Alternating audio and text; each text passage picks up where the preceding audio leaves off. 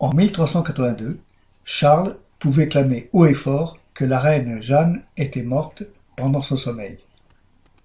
C'était exact, elle était bien morte pendant son sommeil, mais ce qu'il oubliait de préciser, c'était qu'elle était morte par étouffement entre deux oreillers sur son ordre. Qui était ce Charles et cette Jeanne? Jeanne, c'était la reine de Provence et du royaume de Naples. Royaume de Naples et comté de Provence qu'elle avait hérité de son grand-père Charles d'Anjou. La reine Jeanne, reine de notre Provence bien-aimée et du royaume de Naples, s'était mariée 4 fois, mais elle n'avait pas eu d'enfant. Elle avait désigné comme héritier de ses possessions un cousin, un dénommé Charles, celui-là même qui l'avait fait étouffer.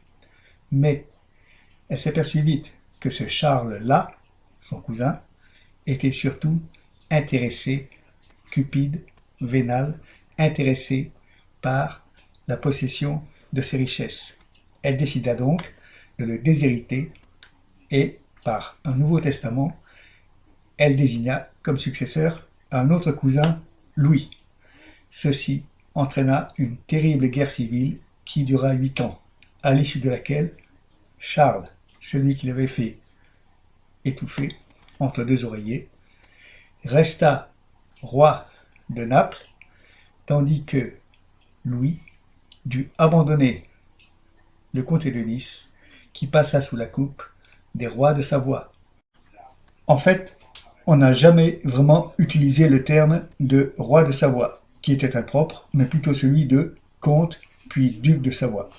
Pour en revenir à cette fameuse guerre civile qui a déchiré pendant 8 ans la Provence, il faut savoir que la partie située du côté d'Arles, où résidait Louis II, le fils de Louis, qui était mort peu de temps avant, donc la partie située du côté d'Arles était restée fidèle à Louis II, tandis que la région niçoise avait pris le parti opposé et était entrée en rébellion contre le gouvernement de Louis II.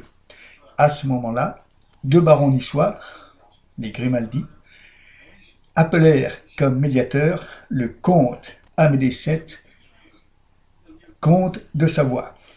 Et comme il est de tradition, ou plutôt de coutume dans ce genre d'intervention, eh bien, le comte Amédée VII s'arrangea pour accaparer le comté de Nice et l'intégrer dans ses possessions, qui, par la suite, devinrent le royaume de Piémont-Sardaigne,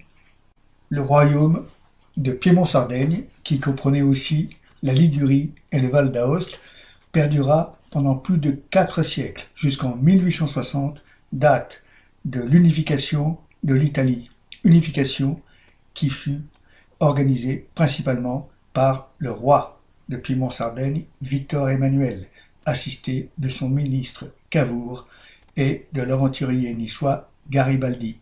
Garibaldi, né à Nice en 1807, à l'époque, 1807, Nice faisait partie de l'Empire français, qui s'étendait sur la plus grande partie de l'Europe. D'ailleurs, on rappelle que la Croatie et la ville de Hambourg étaient départements français à cette époque.